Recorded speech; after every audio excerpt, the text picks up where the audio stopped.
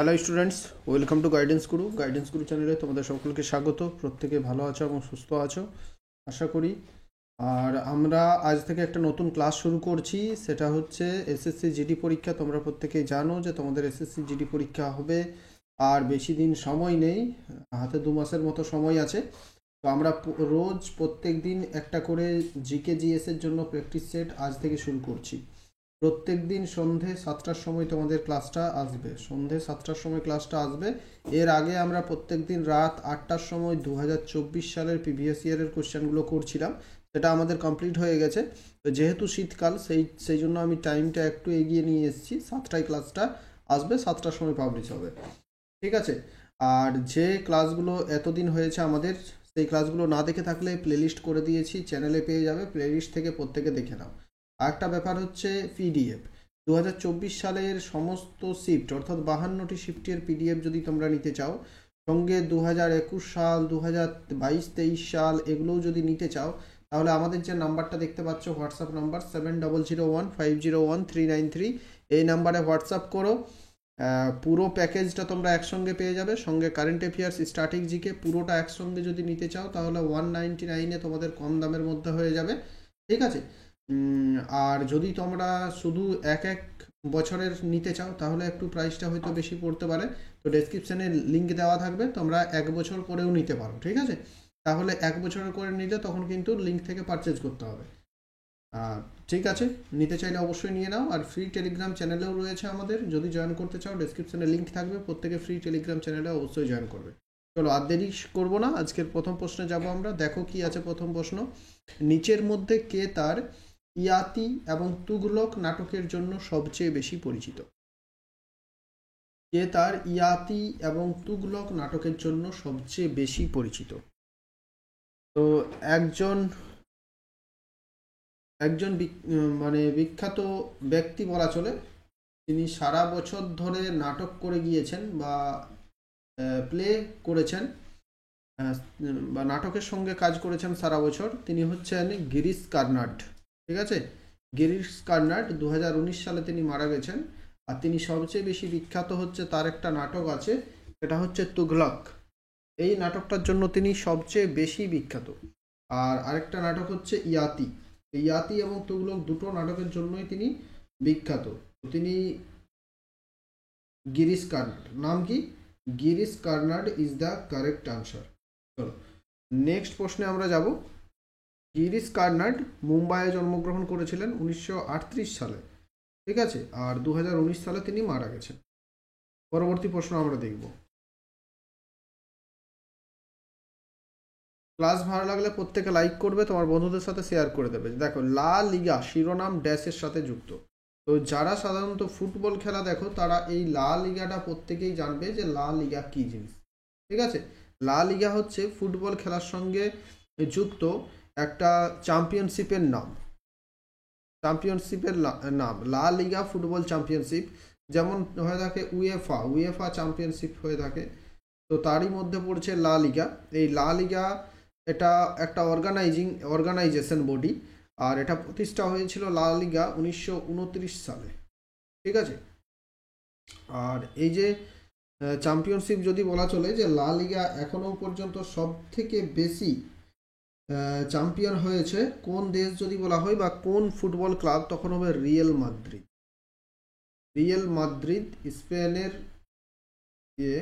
36 বার champion হয়েছে। এই লা লিগার মাধ্যমে যেমন উয়েফা চ্যাম্পিয়নশিপ লিগ হয়ে থাকে, উয়েফা ইউরোপা লিগ হয়ে থাকে, উয়েফা কনফারেন্স লিগ হয়ে থাকে, এই লা লিগা অর্গানাইজেশনের মাধ্যমে। লা লিগাটা হচ্ছে স্পেনের একটা ফুটবল অর্গানাইজেশন, ঠিক আছে। 3 নাম্বার। আজকে দেখো আমরা যতগুলোই প্রশ্ন করব, 20টা প্রশ্ন থাকবে, প্রত্যেকটাই কিন্তু স্ট্যাটিক জিকে থেকে প্রশ্ন, প্রত্যেকটাই স্ট্যাটিক জিকে থেকে প্রশ্ন আর ইম্পর্টেন্ট প্রশ্ন। 3 নাম্বার দেখব, নিচের কোন রাজ্যে ভরামদেউ মন্দির অবস্থিত, যেখানে প্রতি বছর মার্চের শেষ সপ্তাহে ভরামদেউ উৎসব পালিত হয়। ভরামদেউ মন্দির অবস্থিত, আর সেখানে একটা উৎসব হয়ে থাকে যেটাকে বলছে ভরামদেউ মহোৎসব বা ভরামদেউ উৎসব। কোন রাজ্যে? কারেক্ট আনসার হবে ভরামদেউ মন্দির, এটা অবস্থিত হচ্ছে ছত্তিশগড় রাজ্যে, ঠিক আছে। ভরামদেউ হচ্ছে শিবের ভগবান শিবের মন্দির, হিন্দু টেম্পল। এটা যেমন খাজুরাহো টেম্পল আছে, যেমন কোণার্কের সান টেম্পল আছে, সেই রকম আদলেই তৈরি এই ভরামদেও মন্দিরটি। ঠিক আছে, নেক্সট দেখবো 4 নম্বর প্রশ্ন। আর একটা কথা তোমাদের বলবো, আমাদের প্রত্যেক দিন একটা করে এই এসএসসি জিডির জিকে প্র্যাকটিস সেট আসতে থাকবে, সঙ্গে সঙ্গে মাঝে মাঝে সপ্তাহে 2-3টা করে ক্লাস আসবে টপিক ওয়াইজ স্টার্টিং জিকে। ঠিক আছে, হয়তো আগামীকালই একটা চলে আসবে topic wise starting GK SSC GD পরীক্ষার জন্য, এসএসসি জিডি সহ যে কোনো ধরনের এসএসসির পরীক্ষার জন্য। গণেশ চতুর্থীর ধর্মীয় উৎসবটি নিচের কোন রাজ্যের সাথে বিশেষভাবে যুক্ত?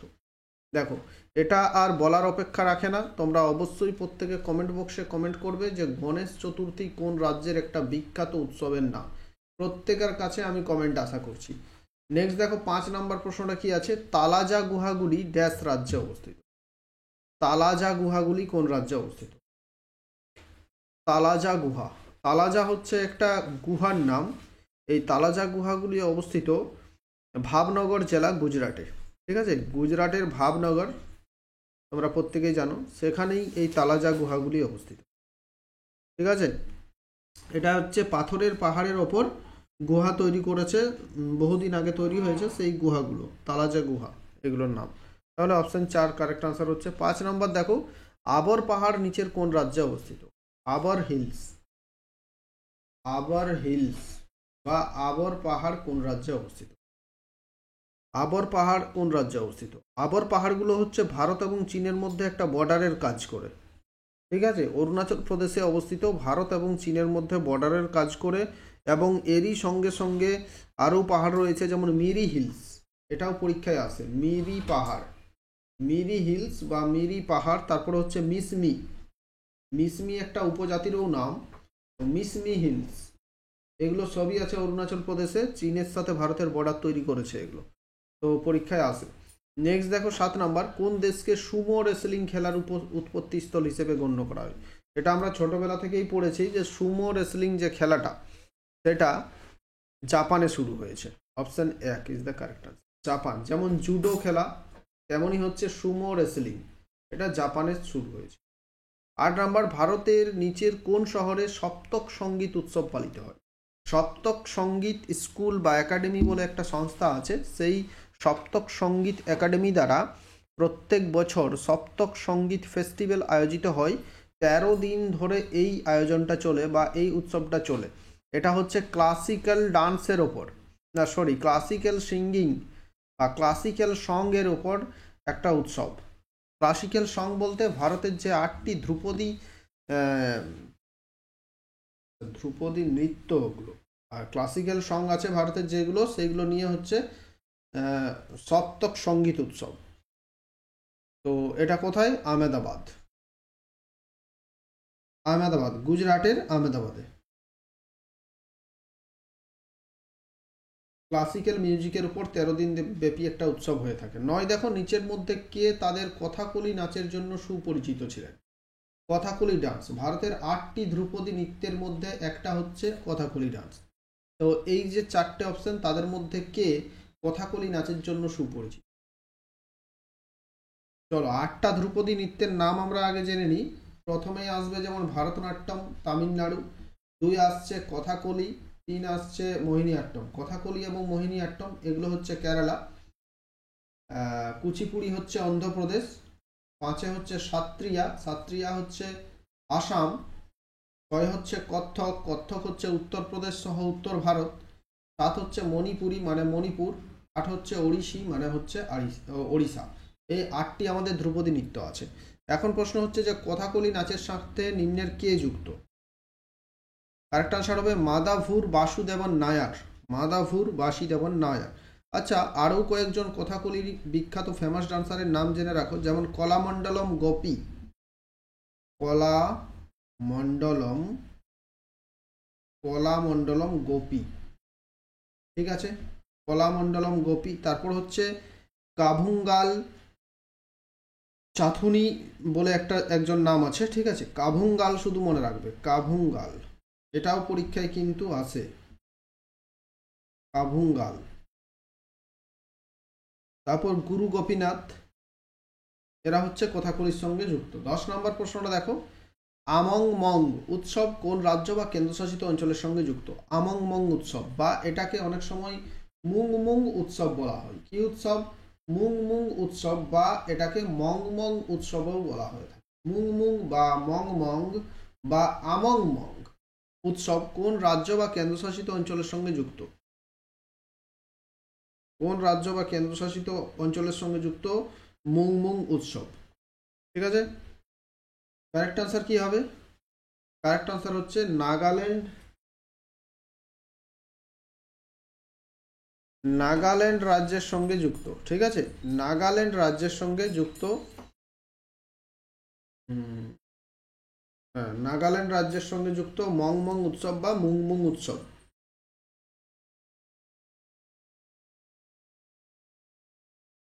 এরপর আমরা দেখব, দেখো নাগাল্যান্ড রাজ্যের সঙ্গে এটা হচ্ছে একটা হারভেস্ট ফেস্টিভ্যাল বা ফসল উৎসব। হারভেস্ট ফেস্টিভ্যাল বা এটা হচ্ছে একটা ফসল উৎসব। নেক্সট প্রশ্নটা দেখো কি আছে, নিম্নের কোন লোক নৃত্যটি মহারাষ্ট্রের সঙ্গে যুক্ত? মহারাষ্ট্রের নিম্নের কোনটা বলেছে? মহারাষ্ট্রের একটা ফক ডান্স। মহারাষ্ট্রের ফক ডান্স নিম্নের কোনটা? মহারাষ্ট্রের অনেকগুলো ফক ডান্স আমরা জানি, যেমন হচ্ছে প্রথমেই সব থেকে বেশি পরীক্ষায় যেটা আসে সেটা হচ্ছে লাভানি। তারপরেই আসে যেটা বেশি পরীক্ষায় পোবাদা বলে একটা আছে। তারপর হচ্ছে ডিন্ডি, এগুলো সব থেকে বেশি পরীক্ষায় আসে। তারপর কালা বা কোয়ালা, এগুলো পরীক্ষায় সব থেকে বেশি আসে। তার সঙ্গে একটা রয়েছে যেমন লেজিম, এটাও পরীক্ষায় আসে। লেজিম এটা হচ্ছে মহারাষ্ট্রের একটা ফক ডান্সের নাম, লেজিম। ঠিক আছে, নেক্সট প্রশ্নটা দেখো কি আছে, 12 নম্বর প্রশ্ন কি আছে দেখো, সদনাভ পিভি বালাকৃষ্ণন সঙ্গীত নাটক একাডেমি পুরস্কার জিতেছেন, তিনি কোন নৃত্যশৈলীর সঙ্গে যুক্ত? তিনি কোন নৃত্যশৈলীর সঙ্গে যুক্ত?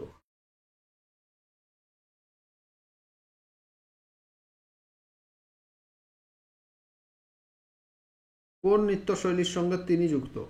কারেক্ট আনসার কি হবে? তিনি হচ্ছে কথাকলি ডান্সার।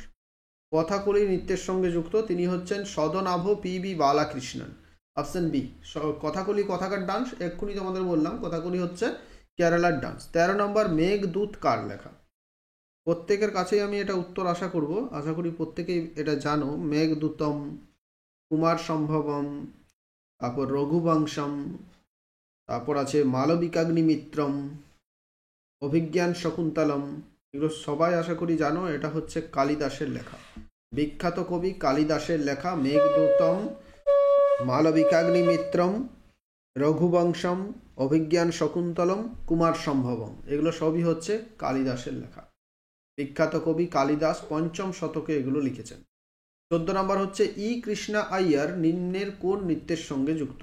ই কৃষ্ণা আইয়ার, ই কৃষ্ণা আইয়ার কোন নৃত্যের সঙ্গে যুক্ত? Correct answer is the Bharatanatyam. তামিলনাড়ুর ধ্রুপদী নৃত্য ভারতনাট্যম এর সঙ্গে যুক্ত ই কৃষ্ণা আইয়ার। এখন কয়েকজন ভারতনাট্যম ডান্সারের নাম জেনে রাখো, যেমন হচ্ছে রুক্মিণী দেবী অরুণডালে।